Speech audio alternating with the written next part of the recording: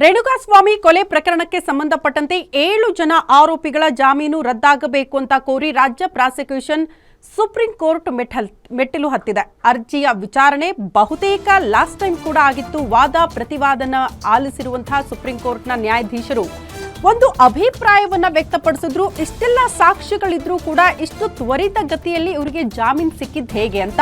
ಅದರ ಮುಂದುವರೆದ ವರ್ಷನ್ ಇವತ್ತು ಸುಪ್ರೀಂ ಕೋರ್ಟ್ನಲ್ಲಿ ಸಾಕಷ್ಟು ಬೆಳವಣಿಗೆಗಳು ಕೂಡ ಆಗುತ್ತೆ. ಹಾಗಾಗಿ ಇವತ್ತು ಬೇಲ್ಗೆ ಸಂಬಂಧಪಟ್ಟಂತೆ ಅತಿ ದೊಡ್ಡ ಟೆನ್ಷನ್ ರೇಣುಕಾಸ್ವಾಮಿ ಕೊಲೆ ಪ್ರಕರಣಕ್ಕೆ ಸಂಬಂಧಪಟ್ಟಂತೆ 7 ಜನ ಆರೋಪಿಗಳಿಗೆ ಜಾಮೀನು ರದ್ದು ಕೋರಿ ಸಲ್ಲಿಕೆ ಆಗಿರುವಂತಹ ಅರ್ಜಿ. ಹಾಗಾಗಿ ಇವತ್ತು ನಿರ್ಧಾರವಾಗುತ್ತಾ ಜಾಮೀನು ಭವಿಷ್ಯ ಅನ್ನೋದು ಸದ್ಯ ಇರುವಂತಹ ಕುತೂಹಲ.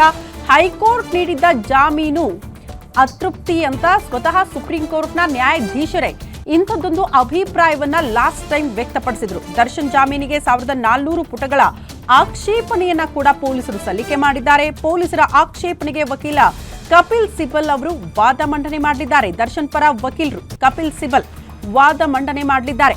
ನಮಗೂ ನಿಮಗೂ ಗೊತ್ತು, ಹೈಕೋರ್ಟ್ನಲ್ಲಿ ಈ ಹಿಂದೆ CV ನಾಗೇಶ್ ಇವರ ಪರವಾಗಿ ವಕಾಲತ್ತು ವಹಿಸಿದ್ದು. ಪ್ರಮುಖವಾಗಿ ಇವರಿಗೆ ರೆಗ್ಯುಲರ್ ಜಾಮೀನು ಸಿಗೋದಕ್ಕೆ ಕಾರಣನೇ ಹೆಲ್ತ್ ಇಶ್ಯೂಸ್.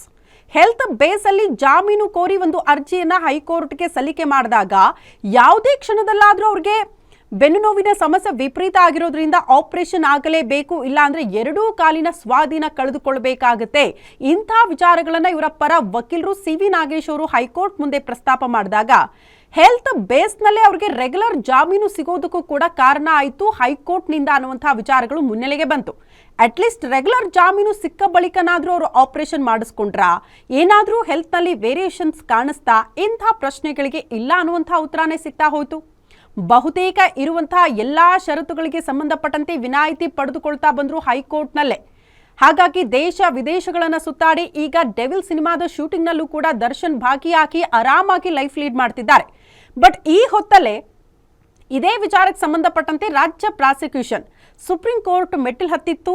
ಈ ಜಾಮೀನು ರದ್ದು ಕೋರಿ ಒಂದು ಅರ್ಜಿಯನ್ನ ಕೂಡ ಸಲ್ಲಿಕೆ ಮಾಡಿತ್ತು. ಯಾಕಾಗಿ ಜಾಮೀನು ರದ್ದಾಗಬೇಕು ಅನ್ನೋದಕ್ಕೂ ಕೂಡ ಒಂದಷ್ಟು ಕಾರಣಗಳನ್ನ ಕೂಡ ಅದರಲ್ಲಿ ಉಲ್ಲೇಖ ಮಾಡಿದ್ರು. ಸೊ ಅದೆಲ್ಲ ವಿಚಾರಕ್ಕೆ ಸಂಬಂಧಪಟ್ಟಂತೆ ಸುಪ್ರೀಂ ಕೋರ್ಟ್ನಲ್ಲಿ ಇವತ್ತು ಅವರ ಭವಿಷ್ಯ ನಿರ್ಧಾರ ಆಗುತ್ತೆ ಅಂತ.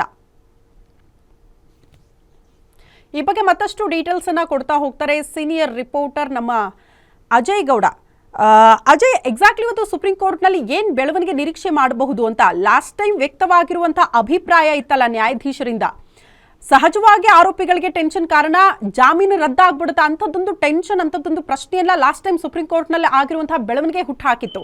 ಇವತ್ತು ಏನ್ ನಿರೀಕ್ಷೆ ಮಾಡಬಹುದು?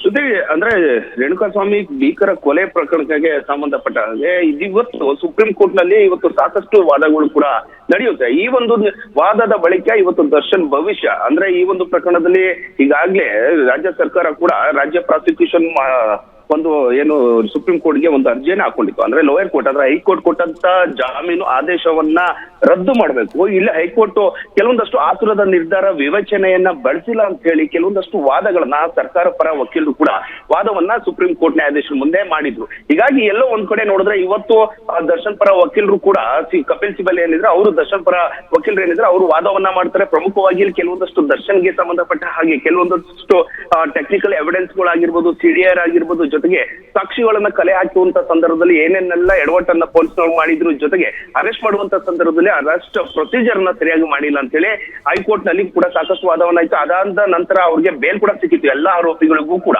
ಅದಾದ ನಂತರ ಇವತ್ತು ಕೂಡ ಇದೇ ಒಂದು ಏನು ಪೊಲೀಸರು ಮಾಡಿರುವಂತ ಎಡವಟ್ಟನ್ನ ಎಂಕ್ವೈರಿ ಸಂದರ್ಭದಲ್ಲಿ ಇದನ್ನೇ ಮುಂದಿಟ್ಕೊಂಡು ಕಪಿಲ್ ಸಿಬಲ್ ವಾದವನ್ನ ಮಾಡಕ್ಕೆ ಮುಂದಾಗ್ತಾರೆ. ಯಾಕಂದ್ರೆ ಹೈಕೋರ್ಟ್ ಕೊಟ್ಟಿರುವಂತ ಆದೇಶವನ್ನ ಎತ್ತಿ ಹಿಡೀರಿ ಅಂತ ಹೇಳಿ ಮನವಿ ಮಾಡ್ತಾರೆ. ಒಂದು ವೇಳೆ ಈಗಾಗಲೇ ಕಳೆದ ಬಾರಿ ವಿಚಾರಣಾ ಹಂತದಲ್ಲಿ ಕೂಡ ಪೊಲೀಸ್ನವ್ರಿಗೆ ಯಾವ ಸಾಕ್ಷಿಗಳನ್ನು ಕಲೆ ಹಾಕಿದ್ರು, ಕೆಲವೊಂದಷ್ಟು ಲೋಪಾಲ್ಸ್ ಗಳನ್ನು ಕೂಡ ವಾದವನ್ನ ಮಾಡಲಾಗಿತ್ತು. ಹೀಗಾಗಿ ಒಂದು ಕಡೆ ರಾಜ್ಯ ಸರ್ಕಾರದ ಒಂದು ಪರ ವಕೀಲರು ಕೂಡ ವಾದವನ್ನ ಮಾಡಿದ್ರು. ದರ್ಶನ್ ಇದರಲ್ಲಿ ನೇರವಾಗಿ ಪಾತ್ರವನ್ನ ವಹಿಸಿದ್ದಾರೆ.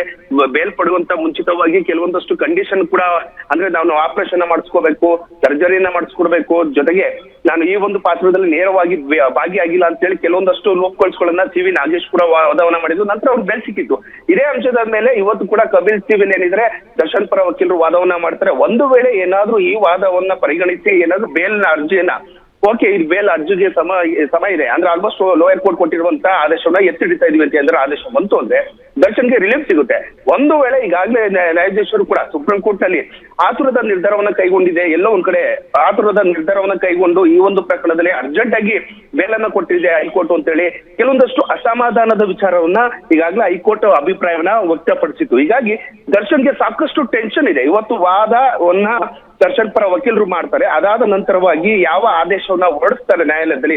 ಒಂದು ವೇಳೆ ಏನಾದ್ರೂ ದರ್ಶನ್ ವಿರುದ್ಧವಾಗಿ ಆದೇಶ ಬಂತು ಅಂದ್ರೆ ಮಿನಿಮಮ್ ಅಂದ್ರೂ 6 ತಿಂಗಳವರೆಗೂ ಮತ್ತೆ ಬೇಲ್ ಅರ್ಜಿನ ಹಾಕಲಿಕ್ಕೆ ಆಗಲ್ಲ. ಅಲ್ಲಿವರೆಗೂ ಕೂಡ ವಿಚಾರಣಾ ದಿನ ನ್ಯಾಯಾಲಯದಲ್ಲಿ ಕೂಡ ಯಾವಾಗ ಒಂದು ವೇಳೆ ಆದೇಶ ವಿರುದ್ಧವಾಗಿ ಬಂತು, ಜಾಮೀನು ಆದೇಶ ರದ್ದಾಯ್ತು, ಇಮಿಡಿಯೇಟ್ ಆಗಿ 6 ತಿಂಗಳ ಕಾಲ ಅವರು ಜೈಲಿಗೆ ಹೋಗುವಂತ ಪರಿಸ್ಥಿತಿ ಕೂಡ ನಿರ್ಮಾಣವಾಗುವಂತ ಸಾಧ್ಯತೆ ಇದೆ. ಹೀಗಾಗಿ ದರ್ಶನ್ಗೆ ಸಾಕಷ್ಟು ಟೆನ್ಷನ್ ಇದೆ ಇವತ್ತಿನ ಆದೇಶ ಏನ್ ಬರುತ್ತೆ ಅನ್ನೋದ್ರ ಮೇಲೆ. ಶ್ರುತಿ.